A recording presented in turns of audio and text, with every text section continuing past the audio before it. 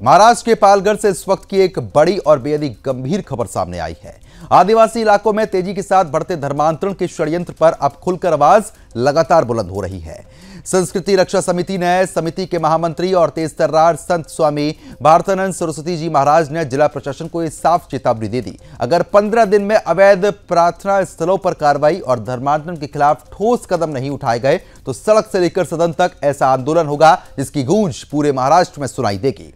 स्वामी भारतानंद सरस्वती जी ने जिलाधिकारी डॉक्टर इंदु रानी जाखड़ को ज्ञापन सौंपते हुए कह दिया कि पालघर की मिट्टी को मिशनरियों के षड्यंत्र से बचाना अब जरूरी है और इसका वक्त आ गया है। आदिवासियों को लालच देकर, दबाव डालकर, छल कपट से उनके धर्म से दूर करने का खेल अब और बर्दाश्त नहीं होगा।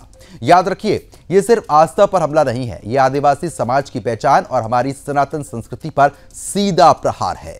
संस्कृति रक्षा समिति ने यह साफ कर दिया है कि सरकार ने कान बंद किए तो हम पूरे राज्य में ऐसा आंदोलन खड़ा करेंगे कि कुर्सियों पर बैठे हुक्मरानों की नींदें उड़ जाएंगी। और यही नहीं, स्वामी भारतानंद ने मुख्यमंत्री देवेंद्र फडणवीस तक ये मुद्दा ले जाने का ऐलान कर दिया। उनकी ये मांग है कि महाराष्ट्र में तुरंत धर्मांतरण विरोधी कानून लागू हो ताकि कोई भी विदेशी षड्यंत्रकारी हमारी जड़ों को खोखला करने की हिम्मत बिल्कुल भी ना कर पाए। तो सवाल सीधा है, क्या प्रशासन जागेगा? क्या मिशनरियों पर नकेल कसेगा या फिर पालघर एक बार फिर से बड़ा आंदोलन देखेगा? सुदर्शन न्यूज इस साजिश को पूरी ताकत के साथ उजागर करता रहेगा, क्योंकि यह सिर्फ पालघर का मुद्दा नहीं, पूरे भारत की संस्कृति और अस्मिता की लड़ाई है।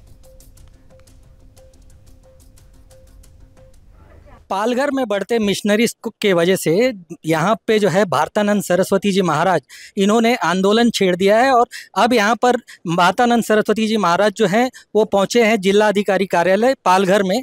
आइए जानते हैं क्या है पूरा मामला महाराज जी से। महाराज जी, क्या है पूरा मामला? जी, आपने जैसे कहा, पालघर जिले में धर्मांतरण बहुत बढ़ रहा है और कुछ षड्यंत्रकारी लोग जो हमारे आदिवासी भाई, पालघर जिला तो आदिवासी समाज से जाना जाता है और इसलिए एक आदिवासी समाज की संस्कृति है वो सनातनी है और जो संस्कृति है, जो घर में पूजा पाठ करते हैं, यहाँ संस्कृति तोड़ने के लिए बहुत बड़ा एक षड्यंत्र चल रहा है काफ़ी दिनों से। और इसलिए आज हमने माननीय महोदया, कलेक्टर महोदया, हमारी जिलाधिकारी महोदया, इनको आज यहाँ हमें संस्कृति रक्षण समिति सभी जिले से सभी यहाँ पर पदाधिकारी आए हैं और एक ही मांग की है कि जो अनाधिकृत अवैध जो वन विभाग पर भी कुछ अनधिकृत चर्च हो, प्रार्थना स्थल, केंद्र हो, ये जो चल रहा है और गरीब लोगों को फंसाने का बहुत बड़ा षड्यंत्र है और इसलिए सरकारी जमीन पर कब्जा करके गरीब लोगों को संस्कृति से तोड़ना और जबरदस्ती धर्मांतरण करना, ये तो गलत बात है, अपराध है गरीब लोगों को फंसाना। इसलिए हमने पूरे जिले की 129 गांव की पाड़े की लिस्ट दी है। वो तो काफ़ी और ज़्यादा बड़ी संख्या, बहुत संख्या बड़ी है, ज़्यादा संख्या है, लेकिन हमारे लोगों ने सर्च करके, हमने पूरे जिले का प्रवास करके इतनी दी है। यह प्रशासन का काम है। तो हमें कलेक्टर मैडम को हमने अनुरोध किया है कि आने वाले समय में सरकारी कब्जा करके सरकारी जमीन का जो दुरुपयोग हो रहा है और गरीब लोगों का फंसाने का जो षड्यंत्र हो रहा है, ये हटाना चाहिए, वो हटना चाहिए। जो सरकारी जमीन पर कब्जा करके जो प्रार्थना केंद्र, अनधिकृत चर्च है, वो चर्च जो चल रहे, इसकी कोई आवश्यकता नहीं है। और एक बात बताऊं, महाराष्ट्र में जादू टोना और ये अंधविश्वास विरोधी कानून बना है, लेकिन ये लोग कानून की धज्जियां उड़ा रहे और अंधविश्वास फैलाने का भी बहुत बड़ा ये काम कर रहे हैं। तो इसलिए हमने कहा है कि ये जल्द से जल्द हटना चाहिए और इसके ऊपर उपाय, हमेशा के लिए उपाय एक हो कि देश या राज्य में धर्मांतरण विरोधी कानून बनना चाहिए, तभी ये समस्या हट सकती है। कलेक्टर महोदया से क्या आपको आश्वासन उन्होंने मिला है? हमने तो मांग की है, सभी लोगों ने मांग की। मेरे साथ साधु संत है, माताएं हैं, सभी संगठन के हमारे जो चिंतित है इस विषय में, एक संस्कृति बचाने का काम कर रहे हैं। हमारा जो सिद्धांत है वो वसुधैव कुटुंबकम, हम समाज जोड़ने का काम करते हैं और इसलिए हमारा आदिवासी समाज हमारा भाई है और उनको अगर कोई शिकार उनको फुसला कर और उनको जो शिकार बना रहे, तो ये गलत बात है ना। तो इसलिए ये काम रुकना चाहिए और सरकारी जमीन का कब्जा करके जो भी प्रार्थना केंद्र और चर्च बने, इसको हटाना चाहिए, हमने मांग की है। और कलेक्टर मैडम ने आश्वस्त किया है कि हम कहीं उस कार्रवाई करें, उचित कार्रवाई करेंगे।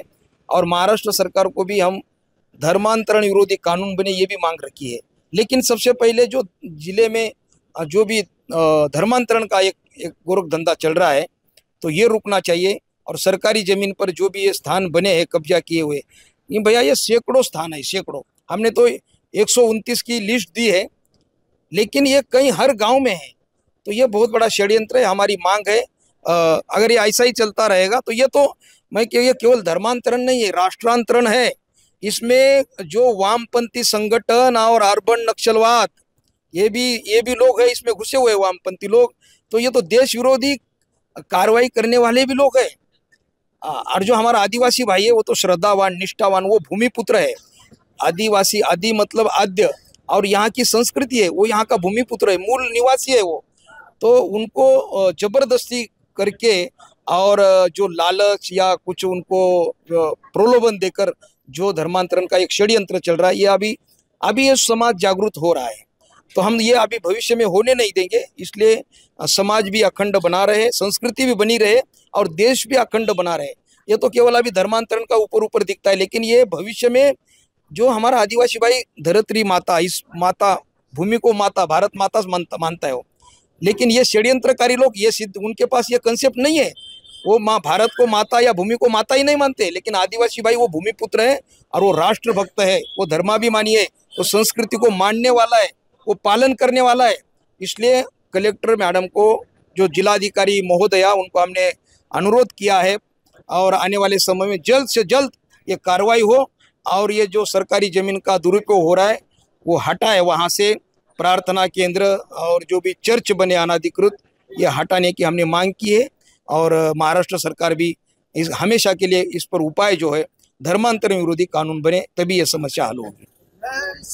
धर्मांतरण विरोधी कानून भी बने, इस पर जो है भारतानंद सरस्वती महाराज जी ने हमें बताया किस तरह से ये धर्मांतरण विरोधी कानून बनना चाहिए और जिसे लेकर वो आंदोलन छेड़ रहे हैं। कैमरा पर्सन संदीप के साथ प्रभाकर गिरी, सुदर्शन न्यूज़, पालघर।